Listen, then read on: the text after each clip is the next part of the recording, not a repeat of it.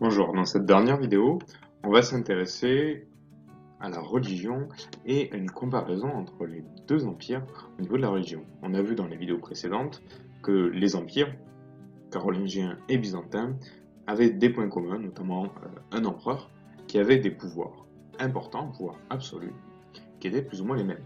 On va voir donc dans cette vidéo que la religion aussi est un point commun, malgré quelques différences. Justinien fait de la religion chrétienne la religion officielle de l'Empire byzantin, comme dans l'Empire carolingien, mais la pratique est un peu différente. Après 1054, l'opposition entre le pape à Rome et le patriarche à Constantinople entraîne une séparation. Même s'il existait donc des différences, jusqu'alors, jusqu'à 1054, les deux églises n'étaient pas totalement séparées.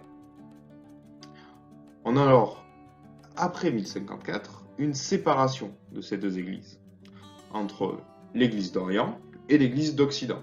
C'est ce qu'on appelle le schisme. En Orient, c'est-à-dire dans l'Empire byzantin, l'église se dit orthodoxe. En Occident, c'est-à-dire dans l'Empire carolingien, l'église se dit catholique. Il existe donc des différences dans la pratique, et donc dans la pratique religieuse. La première, le patriarche dirige l'église orthodoxe et le pape dirige l'église catholique. On a deux chefs qui ne sont pas les mêmes.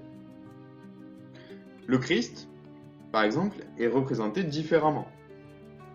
Dans l'Empire carolingien, et donc chez les catholiques, le Christ est représenté souffrant sur la croix. Tandis que dans l'Empire byzantin, avec la religion orthodoxe, le Christ est représenté après sa mort et sa résurrection, dans ce qu'on appelle son corps glorieux. Donc, une représentation différente du Christ. Les prêtres n'ont pas non plus les mêmes obligations. Par exemple, les prêtres catholiques doivent être célibataires.